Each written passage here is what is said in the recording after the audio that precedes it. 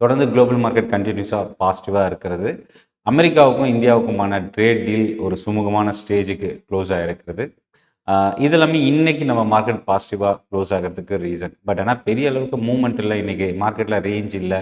Option பையருக்கு இன்றைக்கி பெரிய அளவுக்கு ஒரு ஆப்பர்ச்சுனிட்டி இல்லை அப்படின்னு கூட சொல்லலாம். ஜப்பானோட மார்க்கெட் ஹாலிடே. ஏஷியாவில் மற்ற மார்க்கெட்ஸ் எல்லாமே ஒரு ஃப்ளாட்டாக தான் க்ளோஸ் ஆகிருக்கு. அதனால் நம்ம மார்க்கெட்டும் இன்றைக்கி ஃப்ளாட்டாக தான் முடிஞ்சிருக்கு.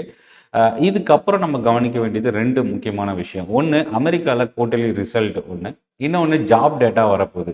இந்த 2 ஃபேக்டர்ஸ் தான் யூஎஸ் மார்க்கெட் இன்னைக்கு அமையறதுக்கு வாய்ப்பு இருக்குது. இதில் முக்கியமாக டவ் ஜோன்ஸ் லைவ் ஃபியூச்சர் இப்போ ஒரு ஸ்லைட் பாசிட்டிவ் ட்ரெண்டில் இருக்குது. மற்ற ஃபியூச்சர்ஸ் வந்து ஒரு ஸ்லைட் நெகட்டிவில் இருக்குது, ஒரு மிக்சட் ட்ரெண்டில் இருக்குது அப்படின்னு சொல்லலாம். ஸோ இன்னியோட அமெரிக்காவோட மார்க்கெட் எப்படி க்ளோஸ் ஆகுதுன்றதை பொறுத்து அடுத்தடுத்து ப்ராஃபிட் புக்கிங் வருமா, இல்லை இந்த ரேலி இன்னும் கண்டினியூ ஆக சான்சஸ் இருக்கா அப்படின்றத நம்ம வெயிட் பண்ணி பார்க்கலாம். ஸோ குவார்ட்டர்லி ரிசல்ட்டு, ஸ்டாக் ஸ்பெசிஃபிக்காக இன்றைக்கி இருந்த மூவ்மெண்ட் என்னென்ன அப்படின்றத இன்னியோட போஸ்ட் மார்க்கெட் அப்டேட்டில் நம்ம பார்க்க போகிறோம். சென்னை ட்ரேடிங் அகாடமி, நான் நாராயணன். இது வரைக்கும் இந்த சேனல் நீங்கள் சப்ஸ்கிரைப் பண்ணலன்னா சப்ஸ்கிரைப் பண்ண மறந்துடாதீங்க. சப்ஸ்கிரைப் பண்ணி வாட்ச் பண்ணுங்கள். டெலகிராம் குரூப்புக்கான லிங்க்கும் வீடியோவோட டிஸ்கிரிப்ஷனில் இருந்து நீங்கள் யூஸ் பண்ணிக்கலாம். ஸோ இன்றைக்கி ரிசல்ட் அப்படின்னு எடுக்கும்போது ஃபஸ்ட்டு கம்பெனி டைட்டன் ஒரு ஸ்லைட் டவுன் ட்ரெண்ட், நியர்லி 1% இறங்கியிருக்கு. ரிசல்ட்டு ப்ளஸ் ரேட்டிங் சேஞ்சஸ் இது எல்லாமே ஒரு மிக்சட் சினாரியோ கொடுத்துருக்கிறது. ஒரு நெகட்டிவ் சென்டிமெண்ட்டோடு இன்றைக்கி முடிஞ்சிருக்கு. 2வது ஸ்டாக் அப்போலோ ஹாஸ்பிட்டல். கைடன்ஸ் எதிர்பார்த்ததை விட பெட்டரான ரிசல்ட், முக்கியமாக ரெவன்யூ ரொம்ப ஸ்ட்ராங்காக ரைஸ் ஆகிருக்கிறது. அப்போலோவுக்கு ஒரு பாசிட்டிவாக பார்க்கலாம். எய்ச்சர் மோட்டாரோட ரிசல்ட் யாருமே எதிர்பார்க்கல, சர்ப்ரைஸான ஒரு ரிசல்ட். நியர்லி 6% இன்றைக்கி இன்ட்ராடேல இந்த ஸ்டாக் ரைஸ் ஆகிருக்கு.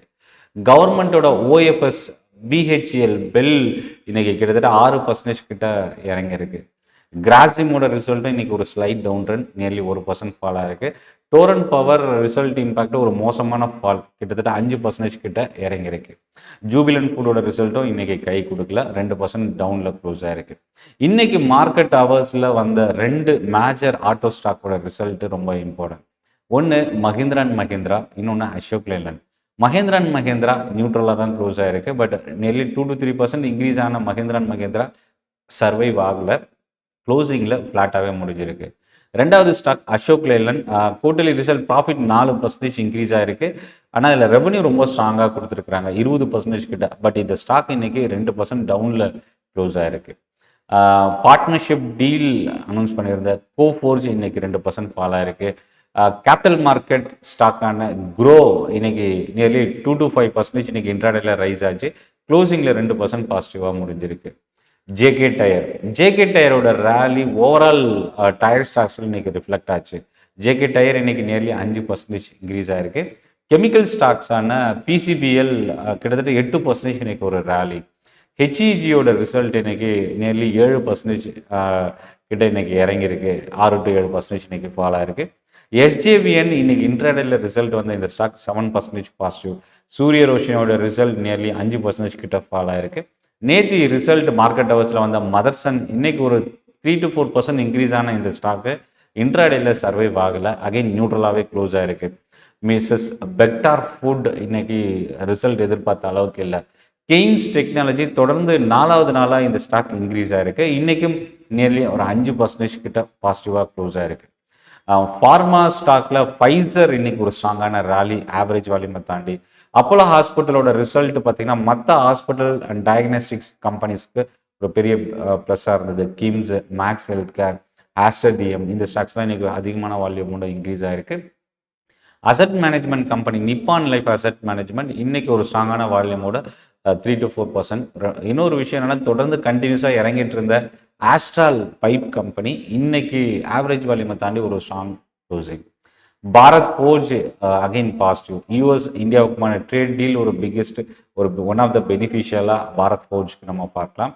ஸ்டேட் பேங்க் ஆஃப் இந்தியா ஒரு ஸ்ட்ராங் ரிசல்ட்டுக்கு அப்புறம் இந்த ஸ்டாக் கொஞ்சம் சைலண்ட் ஆச்சு. இப்போ மறுபடியும் ஆல் டைம் ஹை, ஒரு ஸ்ட்ராங் வால்யூமோட இன்றைக்கி மோர் தென் 2% மேலே இன்க்ரீஸ் ஆகிருக்கு. அதே போல் இன்னொரு ஸ்டாக்கு தொடர்ந்து இறங்கிட்டு இருந்த ஒரு ஸ்டாக் இன்றைக்கி பவுன்ஸ் பேக் ஆகிருக்கு, பாலிசி பஜார்.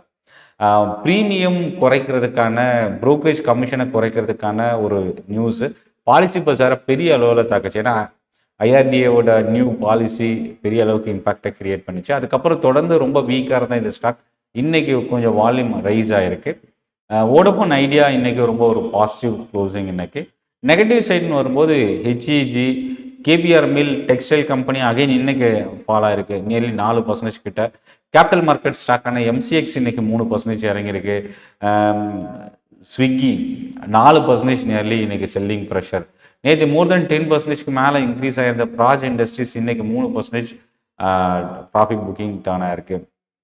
மந்த்லி ஆயில் ரிப்போர்ட் இன்னைக்கு வருது ஓபெக் ரெகுலேட்டர்கிட்ட இருந்து. யூஎஸில் ஜாப் டேட்டா வருது. இதை தாண்டி Q3 ரிசல்ட் இன்னைக்கு மார்க்கெட் ஹவர்ஸில் மஹேந்திரா அண்ட் மஹேந்திரா ஆல்ரெடி வந்திருக்கு. அசோக் லேலண்ட் வந்திருக்கு. இப்போ அடுத்து வரப்போகிறது maybe TVS lab market second ஹாஃபில் வந்திருக்கு result. LG electronics, Amara Raja battery இந்த ஸ்டாக்ஸ் எல்லாமே நாளைக்கும் இதோட வாலட்டிலிட்டி இம்பேக்ட் அதிகமாக இருக்க சான்சஸ் இருக்குது. இதை தாண்டி எஸ்ஜேவிஎன், நியோஜன் கெமிக்கல், இன்னைக்கு ரேலியில் இருந்த பிசிபிஎல், இந்த கெமிக்கல் ஸ்டாக்ஸ்லாம் நாளைக்கு நம்ம அகைன் கவனிக்கலாம். ஏன்னா இது வரைக்கும் கெமிக்கல் ஸ்டாக்ஸ் பெரிய அளவுக்கு சஸ்டெயின் ஆகலை. பட் இப்போ இந்த பூம், கெமிக்கல் ஸ்டாக்ஸோட பூம் மறுபடியும் இன்னும் தொடர்ந்து கண்டினியூ ஆகுமா அப்படின்றத வெயிட் பண்ணி பார்க்கலாம். இதில் இன்னொரு பக்கம் எலக்ட்ரானிக்ஸ் மேனுஃபேக்சரிங் கம்பெனிஸ்லையும் ஒரு ஸ்ட்ரகிள் இருந்தது. இப்போ அதில் வந்து கொஞ்சம் கொஞ்சமாக ஒரு கன்சால்டேஷன், இப்போ மறுபடியும் ஒரு பவுன்ஸ் பேக்குக்கான ஒரு பாசிபிளும் நம்ம இங்கே பார்க்கலாம். ஸோ ஓவரால் மார்க்கெட் ட்ரெண்ட் இன்னைக்கு வந்து பார்த்திங்கன்னா ஒரு பாசிட்டிவ் க்ளோசிங். இதில் நம்ம தெரிஞ்சிக்கக்கூடிய விஷயம் என்னென்னா, செக்டார் பேசிஸில் பார்க்கும்போது நிஃப்டி 50ல் ஏஷியர் மோட்டார் லீட் பண்ணியிருக்கு. Apollo hospital, SBI 3%, Max health care இன்றைக்கி ஸ்ட்ராங்காக க்ளோஸ் ஆகிருக்கு. டாப் லூசர் அப்படின்னா டிசிஎஸ் தான் இன்றைக்கி மோர் தென் 2% இறங்கியிருக்கு. கோல் இண்டியா, இன்ஃபோசிஸ், எஸ்சிஎல் டெக்னாலஜி இந்த ஸ்டாக்ஸ்லாம் இன்றைக்கி செல்லிங் ப்ரெஷர் ரொம்ப அதிகமாக இருந்தது. மிட்கேப் பக்கம் வரும்போது சுப்ரீம் இண்டஸ்ட்ரீஸ் இன்றைக்கி 4% இன்றைக்கி ஒரு strong rally. Bharat Forge, Astral, policy Bazaar இந்த ஸ்டாக்ஸ்லாம் ரைஸ் ஆகிருந்தது. நெகட்டிவ் சைடுன்னு வரும்போது டோரன் பவரோட ரிசல்ட் பெரிய அளவுக்கு கை கொடுக்கல, 3% கிட்ட ஃபால் ஆயிருக்கு. Mahindra and Mahindra financial services, AB capital இந்த ஸ்டாக்ஸ்லாம் இன்றைக்கி மிட் கேப்பில் அதிகமாக ஃபால் ஆகிருக்கிற ஸ்டாக்ஸாக பார்க்கலாம். ஸ்மால் கேப் பக்கம் வரும்போது ஸ்மால் கேப்பில் பார்த்தீங்கன்னா பிசிபிஎல் தான் லீட் பண்ணியிருக்கு. அடுத்த இடத்துல கெய்ன்ஸ் டெக்னாலஜிஸ், லாரஸ் லேப் இன்னைக்கு 4%க்கு மேலே இன்னைக்கு பவுன்ஸ் பேக் ஆகிருக்கு. வேர்ல்புல் ரிசல்ட்டுக்கு அப்புறம் தொடர்ந்து கண்டினியூஸாக இன்க்ரீஸ் ஆகிட்டு இருக்கு. ஸோ இந்த ஸ்டாக்ஸ் எல்லாமே இன்னைக்கு இன்ட்ராடேல ரொம்ப அதிகமான ஃபோக்கஸ் இன்வெஸ்டர் சைடில் பார்க்க முடிஞ்சது. ஸோ இப்போ நிஃப்டியோட ரேஞ்ச் என்ன, நிஃப்டி இப்போ மறுபடியும் இன்னும் எந்த லெவல் டர்ன் ஆக வாய்ப்பு இருக்குது?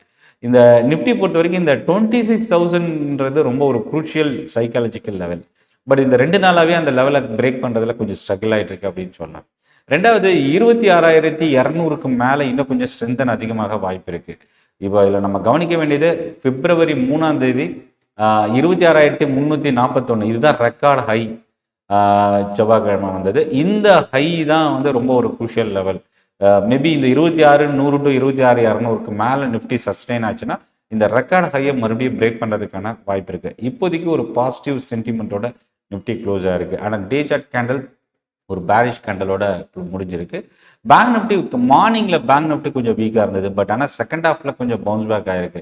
கடந்த 2 செஷனோட லோவை உடைச்ச பேங்க் நிஃப்டி க்ளோசிங்கில் டே ஹைக்கு நியரில் முடிஞ்சிருக்கு. ஸோ ஒரு பாசிட்டிவ் சென்டிமெண்ட் வரப்போகிற அடுத்தடுத்த செஷனில் பேங்க் நிஃப்டியில் நம்ம எதிர்பார்க்கலாம். இந்த வீடியோ யூஸ்ஃபுல்லாக இருக்கும் அப்படின்னு நினைக்கிறேன். சப்ஸ்கிரைப் பண்ணி வாட்ச் பண்ணுங்கள். டெலிகிராம் குரூப்புக்கான லிங்க் வீடியோட டிஸ்கிரிப்ஷனில் இருந்து நீங்கள் யூஸ் பண்ணிக்கலாம். நன்றி, வணக்கம்.